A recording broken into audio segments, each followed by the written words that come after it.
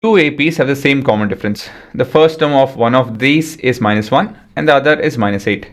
Then the difference between the fourth term is, what is the difference between the first term is -1 minus of -8, that is 7.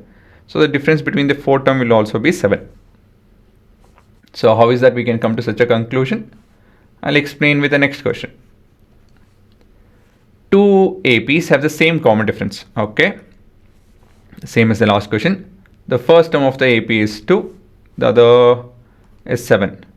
The difference between the 10th term is same as the difference between the 21st term.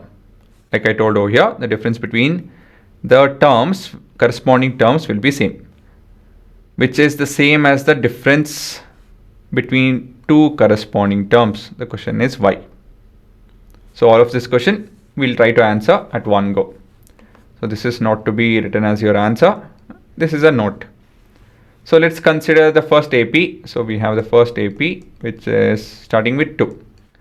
We'll take the common difference to be, say, 5, I guess. So we have the next term to be 7 and the next term to be how much, guys? 12, right? And then 17, so on and so forth. Here we have this to be 7, then 12. Oh, let me not do this because they overlap. So I'll take this to be 6. I think that's okay. So we have 2 and then 8 and then 14, 20, so on and so forth. And the next AP, which start off with, for the second question, I mean, see here, second question starts with 7.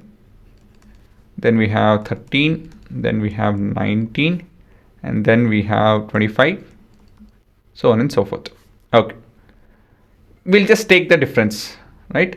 I'll do AP2 minus AP1. So 7 minus 2 is 5, 13 minus 8 is 5, 19 minus 14 is 5, 25 minus 20 is 5. So you can clearly see the difference is 5. That's what the question is telling. Is it not? So if you guys want, you can generate a sequence with our simulator. Okay, so same thing, how much ever you do. So first term is 2, the common difference is 5. Say even after 50 terms, right? So you can see the difference will be of the same nature. Oh, sorry, we took the common difference to be 6, right? Let me redo this. 2, 6, and say we'll pick up 50 terms. So let me copy this first.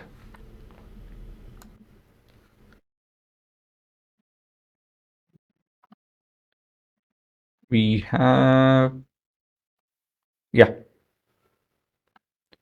And let me do the same thing with 7 as the first term. 7 and the common difference is 6, first 50 terms.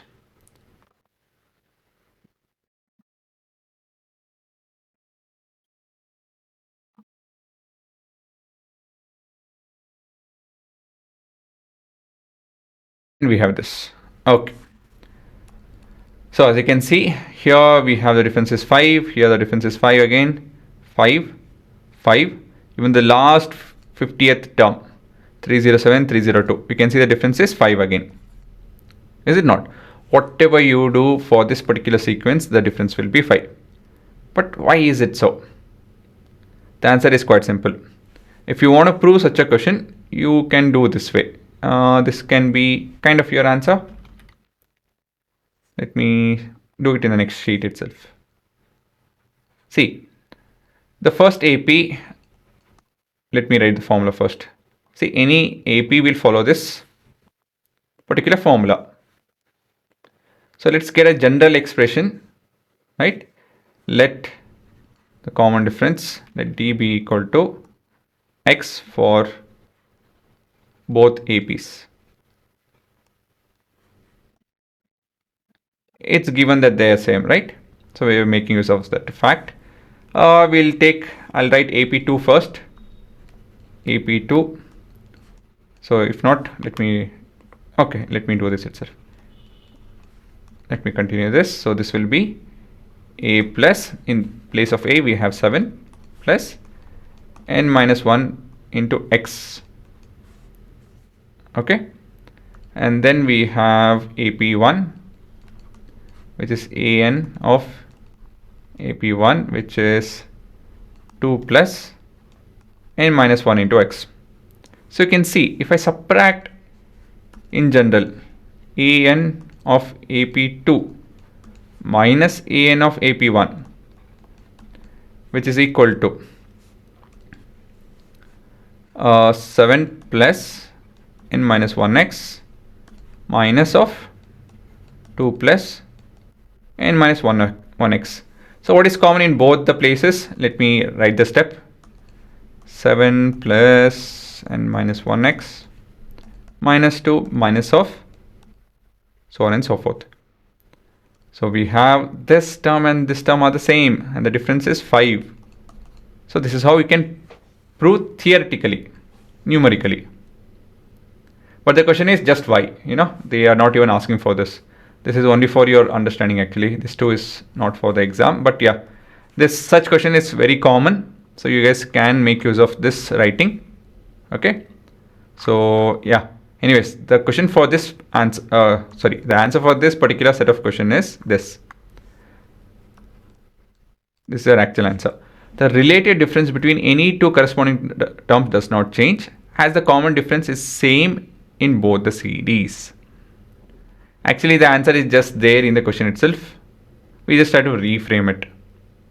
It's a 1 marker question, and this is how you can explain. The same thing if it was 2 marker. Right? This can be, let me make it more specific. This is a 2 marker version. And this is a 1 marker version. If it's just for 1 marker, then this is enough. If not, this from here till here is your 2 marker version. And this is your 1 marker.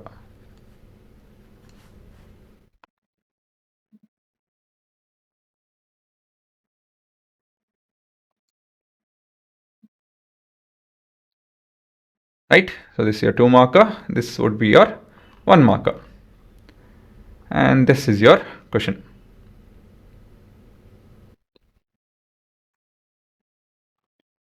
Okay, for 2 marker, you have to write from here till here. For 1 marker, if you write the statement, that's good enough.